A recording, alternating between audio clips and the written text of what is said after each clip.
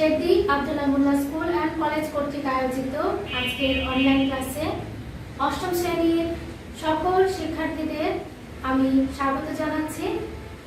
শিক্ষার্থী বন্ধুরা, তোমাদের জন্য আমি গণিতের আরও একটি ক্লাস নিয়ে আজকে এসেছি। তোমাদের সঙ্গে আমি পাটিগণিত অংশে ছিলাম অনুশীলনী 3। তো সেই অনুশীলনী আমি সামনের দিকে এগিয়ে নিয়ে যেতে চাইছি। তো তোমরা প্রত্যেকে তোমাদের বইটি এবং খাতা কলম নিয়ে তৈরি হয়ে যাও। তো শিক্ষার্থী বন্ধুরা, আমরা যে লাস্ট কয়েকটি ক্লাস করলাম এই অনুশীলনীর উপরে, তো তোমাদেরকে যে প্রবলেমগুলো দিয়েছি বা যে বাড়ির কাজগুলো দিয়েছি, তো তোমরা নিশ্চয়ই করে রেখেছো। আর যদি করে না থাকো এখনো, আমি বলবো যে তোমরা অবশ্যই অনুশীলন করে রেখো। তো চলো আজকে আমরা কোন প্রবলেমটি দিয়ে শুরু করি সেটি আগে দেখি। আমাদের পাঠ্য বইয়ের খেয়াল করো শিক্ষার্থী বন্ধুরা, যে 29 নম্বর একটি সৃজনশীল রয়েছে, সেটি আমি তোমাদের জন্য উপস্থাপন করছি। তোমরা প্রত্যেকে মনোযোগী হও। প্রশ্নটিতে কি বলা আছে সেটি আমরা আগে দেখি। একটি ঘরের প্রস্থ দৈর্ঘ্যের 3/2 অংশ। ঘরের দৈর্ঘ্য ও উচ্চতা যথাক্রমে 15 মিটার ও 4 মিটার। মেঝের চারদিকে 1 মিটার ফাঁকা রেখে 50 সেন্টিমিটার বর্গাকার পাথর বসানো হলো। বায়ু পানির তুলনায় 0.00129 গুণ ভারী। এটি হচ্ছে উদ্দীপক। সেই উদ্দীপকের আলোকে কয়ের প্রশ্নটি হলো ঘরের পরিসীমা নির্ণয় করো। ক্ষয়ের প্রশ্নটি হলো কতটি পাথরের প্রয়োজন হবে, এবং গয়ের প্রশ্নটি হলো ঘরটিতে কত কিলোগ্রাম বায়ু আছে। তো শিক্ষার্থী বন্ধুরা, আমরা প্রশ্নটি দেখে নিলাম। তো আমরা দেখি যে কয়ের প্রশ্নটি হলো ঘরের পরিসীমা নির্ণয় করতে বলা হয়েছে। তো আমরা আমাদের উদ্দীপকে আবারও চলে যাই।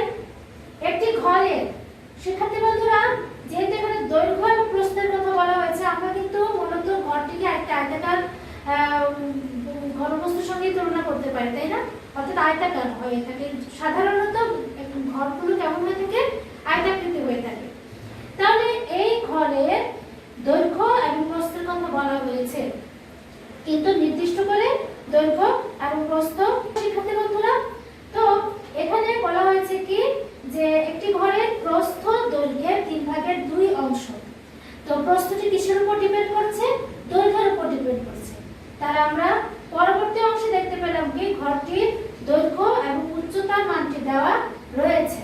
যেহেতু ঘর, এখানে ত্রিমাত্রিক একটি ধারণা পাওয়া যাবে, অর্থাৎ দৈর্ঘ্য, প্রস্থ এবং উচ্চতা। সেই তিনটির থেকে আমাদের কি মান দেওয়া আছে? দুটির মান দেওয়া রয়েছে। একটি হচ্ছে উচ্চতা আর একটি কি দৈর্ঘ্য। তো বলা হয়েছে কি দৈর্ঘ্য হচ্ছে 15 মিটার আর উচ্চতা হচ্ছে কত? 4 মিটার। তাহলে আমরা এই ধারণা থেকে দেখি আমাদের কয়ের প্রশ্নটির সমাধান করতে পারি কিনা। কতে কি চেয়েছে? ঘরের পরিসীমা নির্ণয় করতে বলা হয়েছে। তো শিক্ষার্থী বন্ধুরা, আমরা যদি বলি যে ঘরটির পরিসীমার মানটি জানতে হলে আমাদেরকে কি জানতে হবে? আগে সূত্রটি জানতে হবে। তাই আয়তাকার ক্ষেত্রে পরিসীমা নির্ণয় সূত্রটি কি? 2 গুণন দৈর্ঘ্য যোগ প্রস্থ।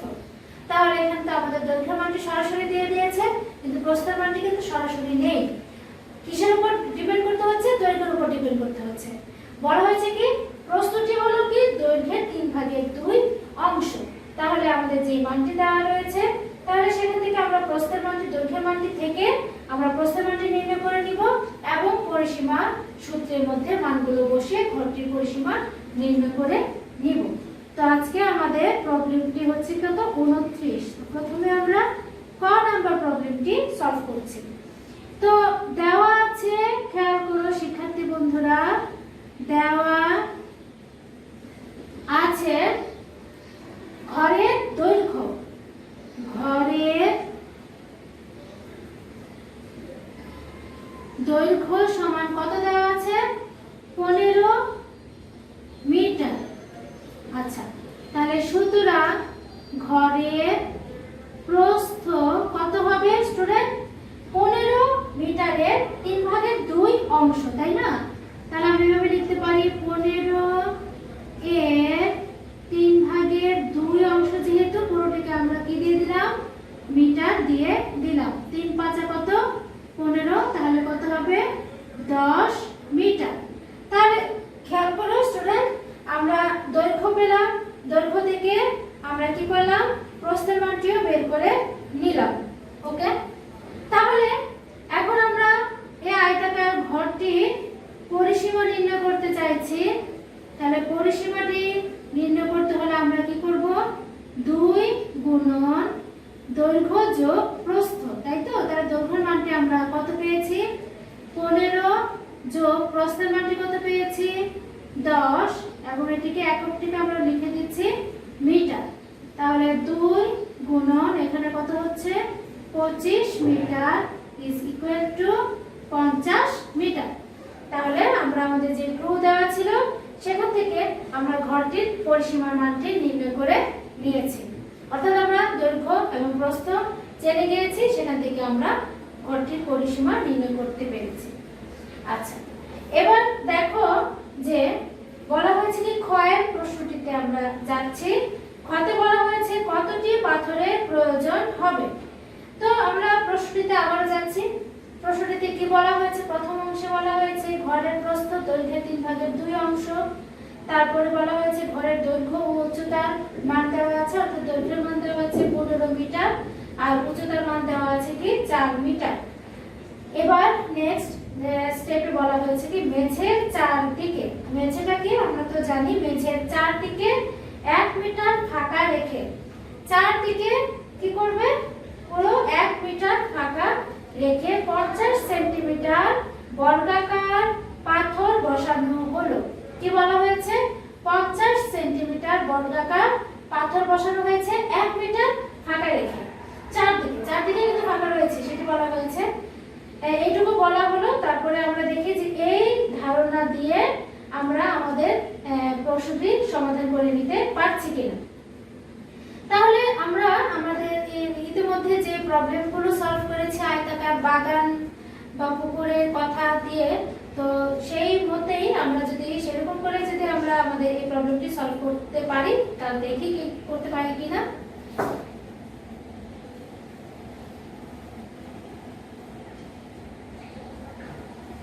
তাহলে খ, আমরা আগে আয়তাকার ঘরটিকে যদি এঁকে নিই, তাই না স্টুডেন্ট? এই যে এটি যদি আয়তাকার ঘর হয় তাহলে আয়তাকার ঘরের দৈর্ঘ্য কত 15 মিটার, আর আমরা ক হতে প্রস্থটিকে কত পেয়েছি 10 মিটার। Clear student? আচ্ছা, এই ঘরটির চারদিকে 1 মিটার বাদ দিয়ে বর্গাকার পাথর বসানো হলো। তাহলে এটিকে আমরা মনে করছি কি 1 মিটার, চারদিকে কতটুকু 1 মিটার করে জায়গা বাদ দিয়ে এই ভিতরের অংশটুকুতে বর্গাকার পাথর বসানো হয়েছে। তাহলে সেই ধারণা দিয়ে আমরা আমাদের প্রবলেমটি সলভ করতে চাইছি। তো শিক্ষার্থী বন্ধুরা, তো আমরা এভাবে করে নিতে পারি। শুরুতে দেওয়া আছে আয়তাকার ঘরের দৈর্ঘ্য 15 মিটার এবং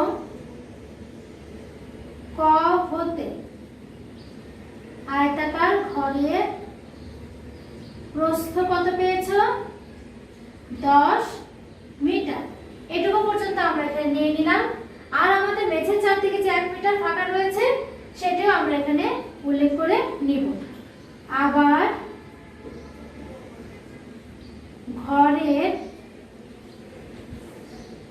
মেঝের চারদিকে 1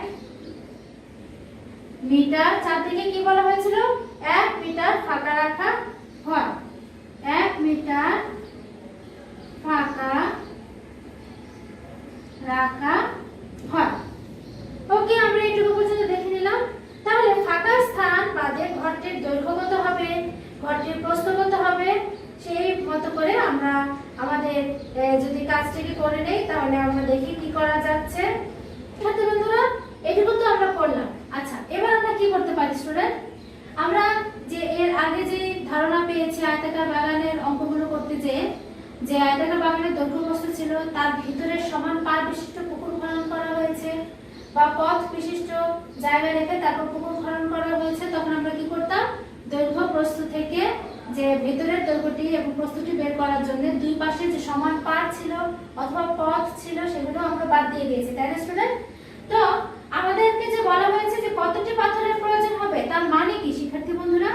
তার মানে হচ্ছে যে এর ভিতরের এরিয়াটুকু যদি আমরা বের করতে পারি, এখানে আমরা বর্গাকার কতটি পাথর স্থাপন করতে পারবো সেই মানটি আমাদেরকে বের করতে বলা হয়েছে। তাহলে সেই মানটি যদি বের করতে চাই তাহলে তো আমাকে ভিতরের এরিয়াটুকু বের করতে হবে, তাই না? তাহলে ভিতরের এরিয়াটুকু বের করতে হলে ভেতরের অংশটুকু, এই যে 1 মিটার স্থান বাদ দিয়ে যে অংশটুকু থাকবে সেটির দৈর্ঘ্য এবং প্রস্থটিকে তো আগে বের করে নিতে হবে, তারপর তার ক্ষেত্রফলটা বের করে নিতে হবে, তাই না? তাহলে আমরা এই কাজটুকু আগে করে নিচ্ছি। তাহলে আমরা বলতে পারি কি যে ফাঁকা স্থান বাদে ঘরটির দৈর্ঘ্য। তাহলে এখন ফাঁকা স্থান বাদে ঘরটির দৈর্ঘ্য কত ছিল? 15 ছিল, বিয়োগ দুই পাশ থেকে 1 মিটার করে বাদ যাচ্ছে, তাহলে 2 গুণন 1 মিটার, তাহলে কত হলো এখান থেকে? 13 মিটার। Clear student? আচ্ছা, এই 13 মিটার থেকে আমরা কি করব জানো? এটিকে আমরা সেন্টিমিটারে নিয়ে নিব। কেন সেন্টিমিটারে নিচ্ছি? যেহেতু এখানে বলা হয়েছে কি যে পাথর, বর্গাকার পাথর বসানো হলো, সেই পাথরটি কিন্তু সেন্টিমিটারে দেওয়া হয়েছে। এখন তোমাদের প্রশ্নের দিকে তাকিয়ে মেঝের চারদিকে 1 মিটার ফাঁকা রেখে 50 সেন্টিমিটার বর্গাকার পাথর বসানো হলো। তাহলে যেহেতু পাথরটি সেন্টিমিটারে, তাহলে আমরা দৈর্ঘ্য প্রস্থটিকে আমরা সেন্টিমিটারে নিয়ে নিচ্ছি। তাহলে আমরা জানি কি 1 মিটার সমান 100 সেন্টিমিটার। তাহলে এই 13 সঙ্গে যদি আমি 100 দিয়ে গুণ করি তাহলে এটি কি হয়ে যাচ্ছে? সেন্টিমিটার হয়ে যাচ্ছে। তাহলে 1300 সেন্টিমিটার আমরা পেয়ে গেলাম, তাই তো স্টুডেন্টস? আচ্ছা, তাহলে এবার ফাঁকা স্থান বাদে ঘরটির প্রস্থ, সেম প্রসিডিউর। প্রস্থের মানটি কত পেয়েছি আমরা? 10 বিয়োগ 2 গুণন 1, এটিকে আমরা কি বলছি? মিটার। কেন 2 গুণন 1? কারণ প্রস্থ বরাবর দুই পাশ থেকে 1 মিটার বাদ যাবে, সেজন্য 2 গুণন 1। তাহলে এখানে কত আসছে? 8 মিটার। এটিকেও যদি আমরা সেন্টিমিটারে নিয়ে নেই তাহলে 100 দিয়ে আমরা কি করব? গুণ করে দিব, দেন এটি কি হয়ে যাচ্ছে? সেন্টিমিটারে পরিণত হচ্ছে। তাহলে এখানে 800 সেন্টিমিটার। তাহলে ফাঁকা স্থান বাদে ঘরটির দৈর্ঘ্য পেয়েছি, ফাঁকা স্থান বাদে ঘরটির প্রস্থ পেয়েছি।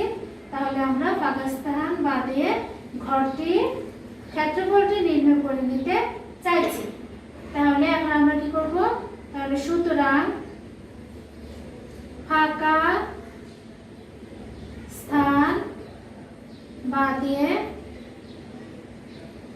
ঘরটির ক্ষেত্রফল, তাহলে ঘরটির ক্ষেত্রফল কত বেরোবে? 1300 গুণন 800, যেহেতু দৈর্ঘ্য গুণন প্রস্থ, তাই না? আর এখানে কি আছে? এককটা আছে সেন্টিমিটারে। ক্ষেত্রফলের জন্য আমরা বর্গ সেন্টিমিটার দিয়ে দিচ্ছি। আচ্ছা, 8 13 কত স্টুডেন্টস? আমরা যদি এটাকে ক্যালকুলেট করি, 1300 গুণন 800 ইজ ইকুয়াল, আমরা মানটি বসিয়ে দিচ্ছি 1 0 4 1 2 3 4 1 2 3 4 বর্গ সেন্টিমিটার। আচ্ছা, খেয়াল করো স্টুডেন্টস, আমরা এখান থেকে এই পর্যায়ে এসে এই ফাঁকা স্থানটি বাদে যে ভিতরের যে অংশটুকু সেটির ক্ষেত্রফলটি আমরা পেয়ে গিয়েছি। এবার আমরা আমাদের প্রশ্নের দিকে আবারও তাকাচ্ছি। প্রশ্নে বলা হয়েছে যে 50 সেন্টিমিটার বর্গাকার পাথর বসাবে, তাই না?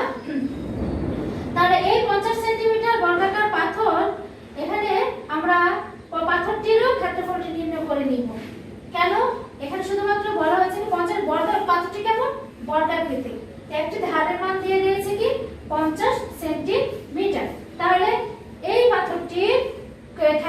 কি হবে, তাহলে বর্গাকৃতি পাথরের ক্ষেত্রফল, তাহলে আবার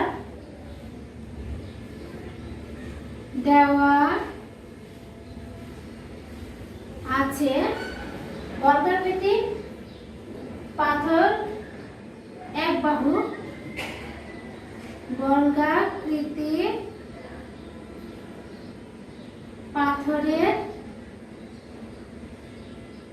এক বাহু সমান কত, 50 সেন্টিমিটার, 50 সেন্টিমিটার।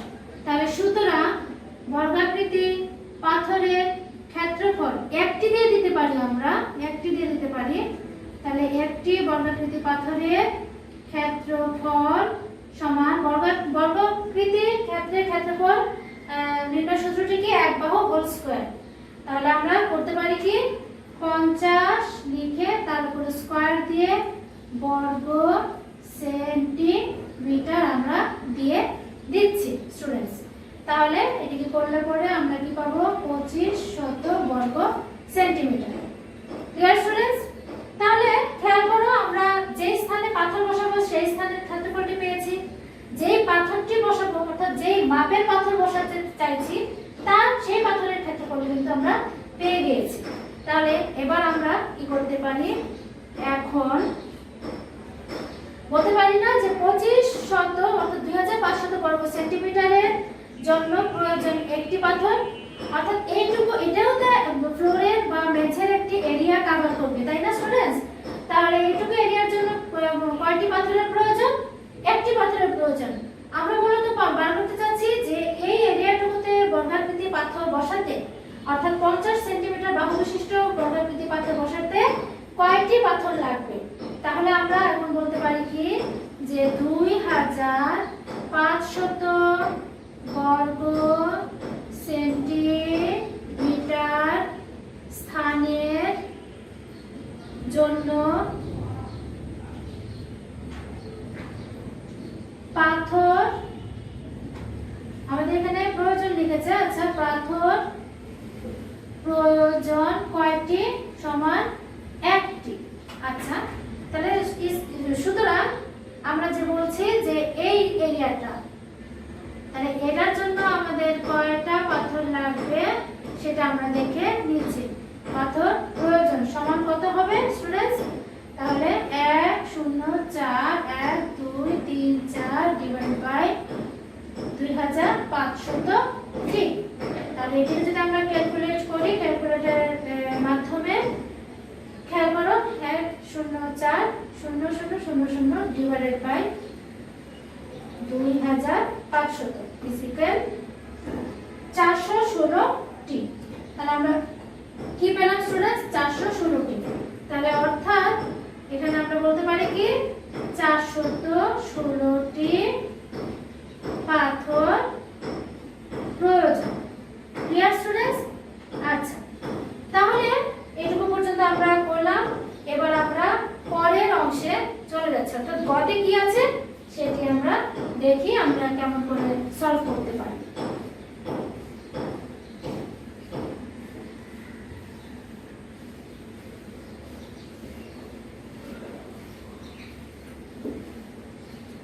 চলো গতে কি বলা আছে সেটি আমরা দেখি।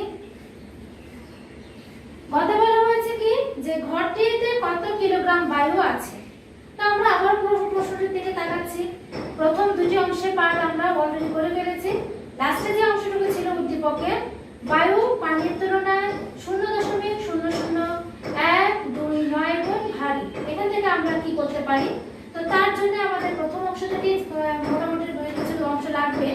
যেমন আমরা আবারও উদ্দীপকটি দেখছি, একটি ঘরের প্রস্থ দৈর্ঘ্যের 3 ভাগের 2 অংশ, ঘরের দৈর্ঘ্য ও উচ্চতা যথাক্রমে 15 মিটার ও 4 মিটার, মেঝের চারদিকে 1 মিটার ফাঁকা রেখে 50 সেন্টিমিটার বর্গাকার পাত্র বসানো হলো। বায়ু পানির তুলনায় 0.0012 গুণ 129 গুণ ভারী। সেই আলোকে আমাদেরকে গতে যে অংশটুকু সমাধান করতে হবে সেটা হচ্ছে কি, ঘরটিতে কত কিলোগ্রাম বায়ু আছে। তাহলে এখান থেকে শিক্ষার্থী বন্ধুরা আমরা কি করে নিতে পারি, খেয়াল করো স্টুডেন্টস। শিক্ষার্থী বন্ধুরা তাহলে এই ঘরে আমাদের আয়তনটুকু কি বলা হয়েছে, যে ঘরটিতে রয়েছে এখানে কতটুকু বায়ু আছে। বায়ু কিন্তু তুমি একটা জায়গায় ফিক্স করে রাখতে পারবে খোলা জায়গায়, তা কিন্তু না। তাহলে এটি সমগ্র ঘরে কিন্তু বিরাজমান, তাই না? তাহলে ঘরে কতটুকু বায়ু আছে সেটি জানার জন্য ঘরের আয়তনটুকু আমার জানতে হবে। তো ঘরের আয়তন আমি কেমন করে জানবো? দৈর্ঘ্যের মান, প্রস্থের মান এবং উচ্চতার মান আমাকে দিতে হবে এখানে। তো দৈর্ঘ্য এবং উচ্চতার মান তো সরাসরি আমরা প্রশ্নেরতেই আমরা পেয়েছি, আর আমরা ক অংশে কিন্তু ঘরটির প্রস্থের মানটা আমরা পেয়ে গিয়েছিলাম। তাহলে সেখান থেকে আমরা ঘরটির আয়তন কিন্তু আমরা বের করে নিতে পারি। তাহলে আমরা দেখি দেওয়া আছে ঘরটির দৈর্ঘ্য কত, আমরা সেটি আমরা উল্লেখ করে দিচ্ছি। দেওয়া আছে ঘরটির দৈর্ঘ্য সমান কত স্টুডেন্টস? 15 মিটার। এটিকেও আমরা সেন্টিমিটারে নিয়ে নিচ্ছি। তাহলে 15 সঙ্গে যদি আমরা 100 দিয়ে গুণ করে দেই সেটি কোথায় চলে যাচ্ছে? সেন্টিমিটারে চলে যাচ্ছে। তাহলে ইজ ইকুয়াল টু 1500 সেন্টিমিটার। তাহলে ঘরটির উচ্চতা আমাদের কত দেওয়া আছে শিক্ষার্থী বন্ধুরা? 4 মিটার। তাহলে 4 মিটার, তাহলে এটিকেও আমরা সেন্টিমিটারে নিয়ে নিচ্ছি। তার সঙ্গে এই জন্য আমি 100 দ্বারা গুণ করে দিলাম। তো করলে পরে কত হবে? 400 সেন্টিমিটার। এবং ক হতে আমরা প্রস্থটির মানটি পেয়েছিলাম। ক হতে ঘরটির প্রস্থের মানটি আমরা কত পেয়েছিলাম স্টুডেন্টস? 10 মিটার। তাহলে 10 মিটার, এই মানটিকেও আমরা সেন্টিমিটারে নিয়ে নিচ্ছি। আমরা জানি কি শিক্ষার্থী বন্ধুরা যে 100 দ্বারা কেন গুণ করছি সেটা আমরা নিশ্চয়ই জানি। মানে 1 মিটার সমান কত? 100 সেন্টিমিটার। তাহলে ইজ ইকুয়াল টু কত হবে? 1000 সেন্টিমিটার। তাহলে আমরা ঘরটির দৈর্ঘ্য পেয়ে গিয়েছি, প্রস্থ পেয়ে গিয়েছি এবং উচ্চতা পেয়ে গিয়েছি। তাহলে ঘরটির আয়তন আমরা নির্ণয় করে নিচ্ছি। আচ্ছা, তাহলে এই পর্যায়ে এসে যদি আমি বলি তাহলে ইজ ইকুয়াল টু ঘরটির আয়তন ইজ ইকুয়াল টু কত হচ্ছে? দৈর্ঘ্য মান কত পেয়েছি আমরা? 1500 গুণন প্রস্থের মানটি কত পেয়েছি? 1000 গুণন উচ্চতার মানটি কত পেয়েছি? 400। আয়তনের জন্য এককটি কি হলো? ঘন সেন্টিমিটার হয়ে গেল, তাই না স্টুডেন্টস? আচ্ছা, তাহলে ক্যালকুলেট যদি করি 1500 ইনটু 1000 ইনটু 400, তাহলে মানটা আমরা কত পেলাম? 6 লিখে 1 2 3 4 5 6 7 8, 1 2 3 4 5 6 7, 1 2 3 4 5 6 7 8, এত ঘন সেন্টিমিটার। আচ্ছা স্টুডেন্টস, আমি যে কিছুক্ষণ আগে বললাম যে ঘরটির আয়তন যতটুকু হবে তার মধ্যে কিন্তু ওই ঘরটিতে অবস্থিত বায়ুর পরিমাণটিও কিন্তু একই রকম হবে, তাই না? তাহলে ঘরটির আয়তন যত পেয়েছো ইজ ইকুয়াল টু সেটাকে ঘরের বায়ুর পরিমাণটি আমরা বলতে পারি না? তাহলে ইজ ইকুয়াল টু ঘরটির বায়ুর পরিমাণ, একই কথা। তাহলে বায়ুর পরিমাণটিকে আমরা এটি হিসেবে সমান হিসেবে ধরে নিচ্ছি। Clear students? তাহলে বায়ু ঘরটিতে কতটুকু বায়ু আছে সেটিকে আমরা ঘন সেন্টিমিটারে নিয়ে নিলাম। এবার আমরা নেক্সট স্টেপে যাচ্ছি। আমরা একটি কথা জানি যে 1 ঘন সেন্টিমিটার পানির ভর আমরা জানি 1 ঘন সেন্টিমিটার পানির ভর সমান 1 গ্রাম। স্টুডেন্টস, আমরা যদি প্রশ্নের দিকে তাকাই বলা হয়েছে কি ঘরটিতে কত কিলোগ্রাম বায়ু আছে, কোন এককে নিতে বলা হয়েছে? কিলোগ্রামে নিতে বলা হয়েছে। আর আমরা এখানে ঘরটিতে বায়ুর পরিমাণ ঘন সেন্টিমিটারে পেয়েছি, তাই না? আবার আমরা ঘন সেন্টিমিটারের সঙ্গে গ্রামের একটা রিলেশন জানি, সেজন্য আমরা এই মানটি নিয়ে নিয়েছি যে 1 ঘন সেন্টিমিটার পানির ভর সমান কত? 1 গ্রাম। তাহলে বায়ু পানির তুলনায় আবার আমরা জানি কি, এবং এখানে আমাদের প্রশ্নে কি দিয়ে দিয়েছে? বায়ু পানির তুলনায় 0.0012 গুণ ভারী, সেটি আমরা উল্লেখ করে দিচ্ছি বায়ু পানির তুলনায় কতটুকু পরিমাণ বায়ু পানির তুলনায় 0.00129 গুণ ভারী, সেটি আমরা নিয়ে নিলাম, তাই না স্টুডেন্টস?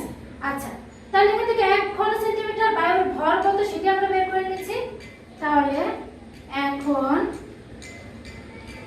1 ঘন সেন্টিমিটার বায়ুর ভর ইজ ইকুয়াল টু, আমরা 1 ঘন সেন্টিমিটার বায়ুর ভর লিখে দিচ্ছি ইজ ইকুয়াল টু 1 ঘন সেন্টিমিটার পানির ভর। তাহলে এই 1 ঘন সেন্টিমিটার পানির ভর, তাহলে পানির ভর আর বায়ুর ভরকে যদি আমরা ইকুয়াল করি, তার সঙ্গে পানির সঙ্গে কি করব, এই মানটিকে আমরা গুণ করে দিব, তাহলেই কিন্তু আমরা ইকুয়াল লিখতে পারবো, তাই না স্টুডেন্টস? তাহলে 1 ঘন সেন্টিমিটার পানির ভর, তাহলে 1 ঘন সেন্টিমিটার পানির ভর গুণন 0.00129, এটি কিসে ছিল? এটা আমরা গ্রামে নিয়ে নিতে পারছি, তাহলে এই মানটিকে আমরা কি বলবো, এত গ্রাম। তাহলে ইজ ইকুয়াল টু একের সঙ্গে গুণ করলে পরে এই মানটি কত আসবে, 0.00129 গ্রামে কিন্তু থেকে যাচ্ছে, তাহলে 0.00129 গ্রাম। Clear students? এইটুকু পর্যন্ত আমরা আজকে এইটুকু পর্যন্ত এখন পর্যন্ত আমরা দেখলাম। তাহলে 1 ঘন সেন্টিমিটার বায়ুর ভর যদি এত গ্রাম হয়, তাহলে আমরা যে এত ঘন সেন্টিমিটার বায়ু পেয়েছি সেটি কত গ্রাম সেটি আমরা বের করে নিতে পারি না? তাহলে সুতরাং আমরা যে বায়ুর মানটি পেয়েছি সেটা আমরা বসিয়ে দিচ্ছি 1 2 3 4 5 6 7 8 ঘন সেন্টিমিটার বায়ুর ভর। বুঝতে পেরেছো স্টুডেন্টস? 1 ঘন সেন্টিমিটার বায়ুর ভর পেয়েছি আমরা 0.00129 গ্রাম। তাহলে এত ঘন সেন্টিমিটার বায়ুর ভরটি কি হতে যাচ্ছে? অবশ্যই এটি কি হয়ে যাবে, গুণ হয়ে যাবে 129 এত গ্রাম। তাহলে ক্যালকুলেট করলে কত পাই সেটি আমরা দেখি।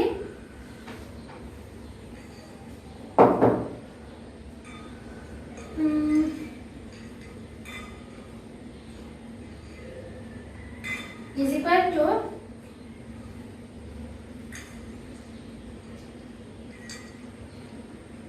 এত গ্রাম, এই মানটি আমরা পেয়েছি।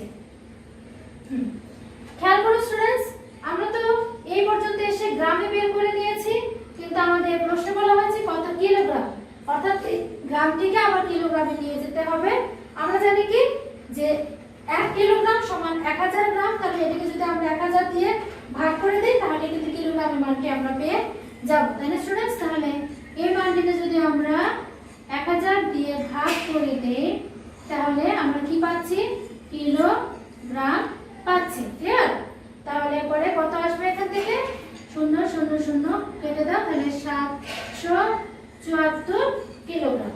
এটাই মূলত আমাদের অ্যানসার। তাহলে ভরটিতে, তাহলে সুতরাং আমাদের প্রশ্ন ছিল ভরটিতে কত কিলোগ্রাম বায়ু আছে, তাহলে ঘরটিতে 774 কিলোগ্রাম বায়ু আছে। তো শিক্ষার্থী বন্ধুরা, আমরা সৃজনশীলটি কমপ্লিট করতে পারলাম।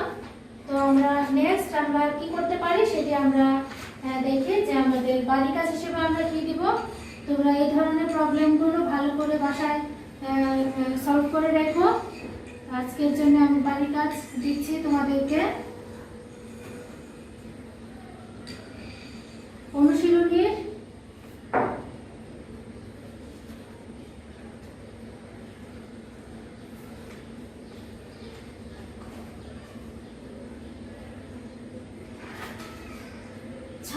থেকে 29 নং পর্যন্ত তোমরা আজকের জন্য বাড়ি কাজ হিসেবে রাখো।